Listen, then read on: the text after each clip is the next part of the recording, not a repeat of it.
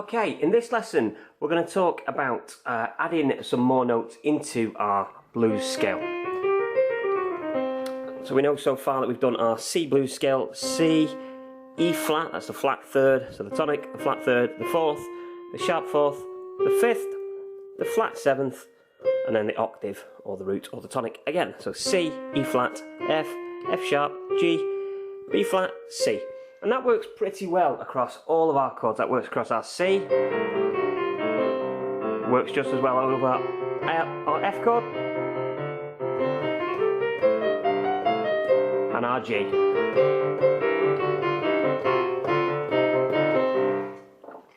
But now we're going to make things a little bit more complicated. We're going to add a few more notes. And the scale I'm going to add here is the major pentatonic. So we've already toyed with adding a few notes from our major pentatonic, although we might not have realised it. Anytime we've been playing this major third, that is the third note of obviously the major scale. But more specifically, in blues, very often we use this scale. The fourth is in there anyway from the blues scale, and the major seventh really doesn't work in blues. So if I play that note, it sounds horrible. So we're going to leave that one.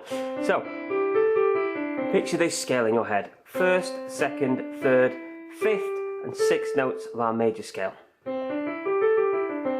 Now we've got some shared notes, the root of the tonic and the fifth there are already part of the blues scale. So the main ones we're adding are the second note, the major third, which we've already kind of added, and then the sixth. Again, we've touched on adding that when we've done that sort of shape.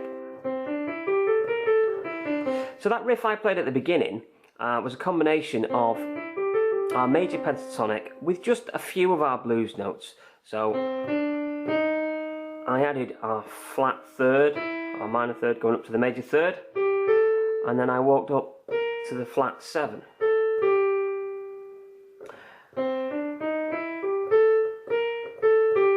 Because on its own the major pentatonic works, it sounds okay, but not particularly bluesy. It's a little bit too nice. So we're going to add a couple of these notes. We're going to add our minor third, and again playing around with that minor major idea, very important in blues, that. And then the flat seven, as we just mentioned before, the major seven really doesn't work. So if I played this, it's just not a nice sound. Whereas that works really well, bluesy. Now, the problem with adding the major pentatonic is it only works on whichever chord you're on. So we're on a C chord at the minute, and it works perfectly well, our C major pentatonic. Now if I kept that same riff and moved to the F, it's not going to work. This note is the third of our C chord, but if you think about an F scale, it's the seventh note, it's the major seventh, and it's going to create a horrible clash. We don't want that sound in blues. Perfect for jazz, not for blues. So what we're going to do is we're going to shift our C pentatonic and we're going to move that up to an F major pentatonic. And I'm going to play exactly the same riff with the minor third, the major third, and then the flat seven, not the major seven, and then come back. So I'm borrowing some notes from the F blues scale, but you could think about it very simply as if that's our major third, the minor major, and then again instead of major seven, the flat seven there. So far our riff has gone. That's our C riff. I'm going to play that again. I'm going to move that to F and do the same thing, and back to C. And the fingers I'm using there, 1, 2, 3, thumb under. Now, if we've only got one bar of G, you've probably not got time to complete that 2-bar riff, so and quickly back to the F, and then back to the C to finish. Now if you're doing a turnaround, which is where we go back to chord 5, I'm going to add something else, and before I just added just some octaves, so and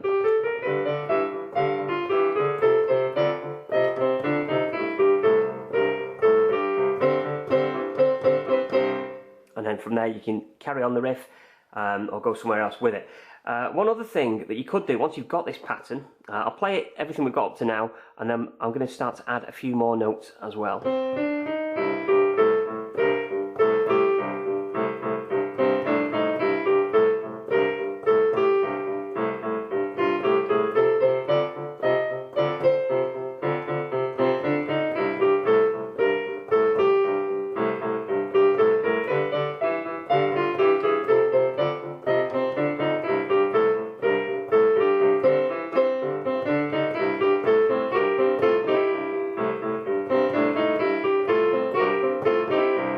So notice there that that riff is very similar to those chords that we've done, are C, F and C7 minus the 3rd. So very easily you can play that in double notes.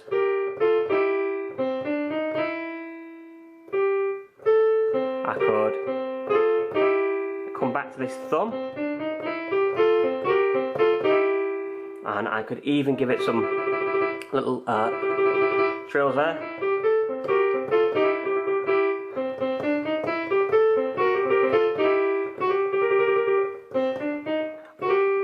That time I'm adding the sharp 4,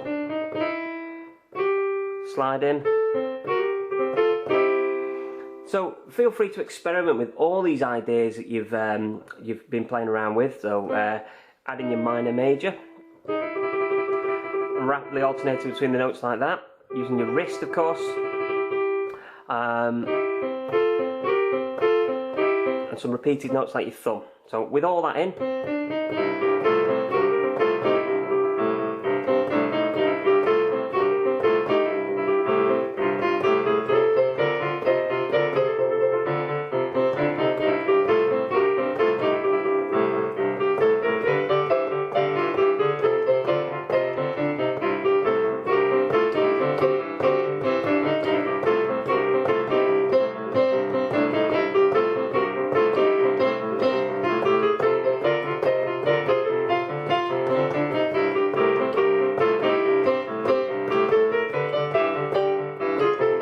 and then any ending that you've done so far.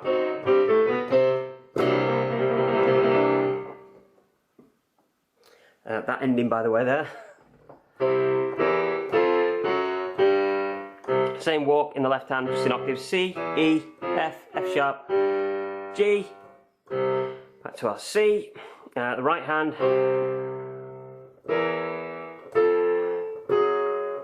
walking down, so I've got the C, the flat 7, the B flat, the 6th,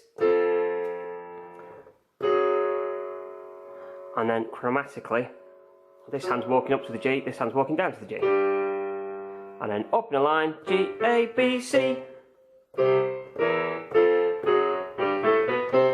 and then filling it out with some extra notes. There's a C chord, C7, F chord. I'm just going to go for that note there, and then in octaves. Finish with a big C9.